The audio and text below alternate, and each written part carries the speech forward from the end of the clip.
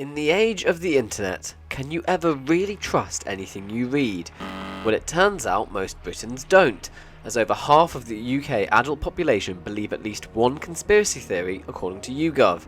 But why are the public turning away from reality?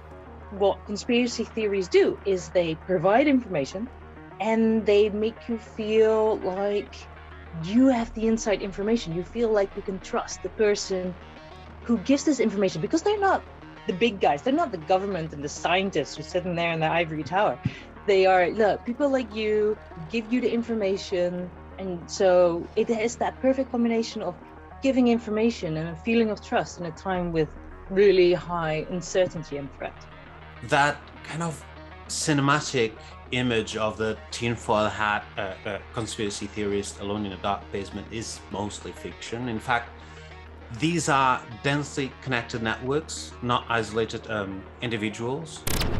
Overall, Britons are far less likely to believe in conspiracies compared to people in other countries, but that doesn't mean we're in the clear.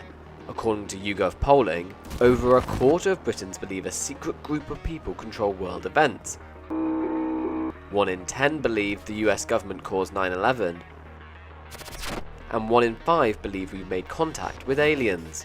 On top of that, a third of Britons believe Princess Diana's death was not an accident. Believing in conspiracy theories is quite common and widespread, so it has become mainstream, not marginal. This is the first finding of that survey. That's quite startling, actually. But then I would divide conspiracy theories in two broad groups.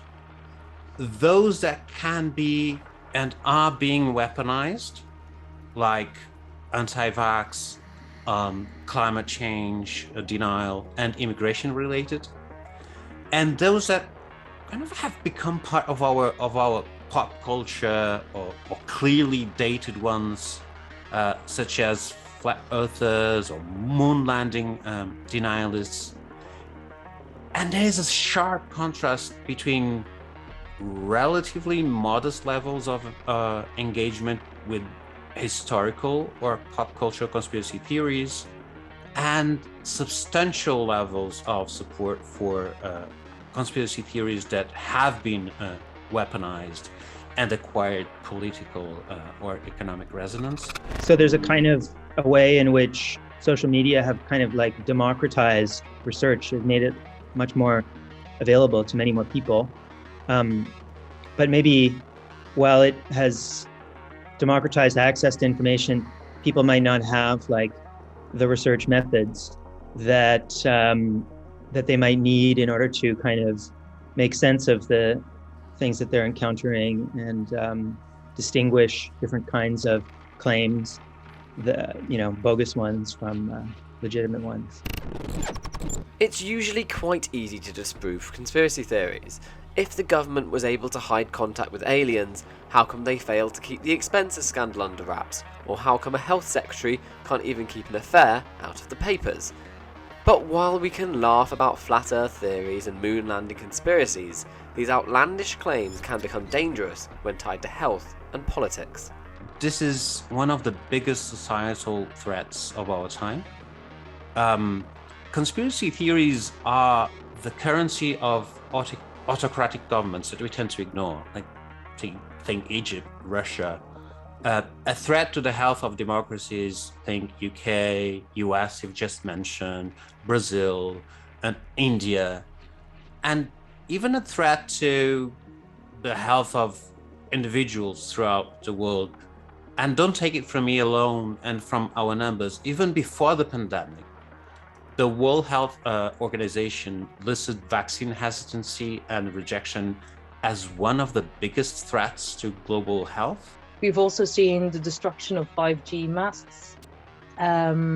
There's been discrimination against people from China, and all these kind of negative social consequences are correlated with belief in conspiracy theories.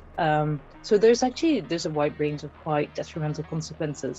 The human mind is not easy to change or convince. 1 in 5 Britons say that they do not trust BBC News at all, and that creates a real issue with disinformation.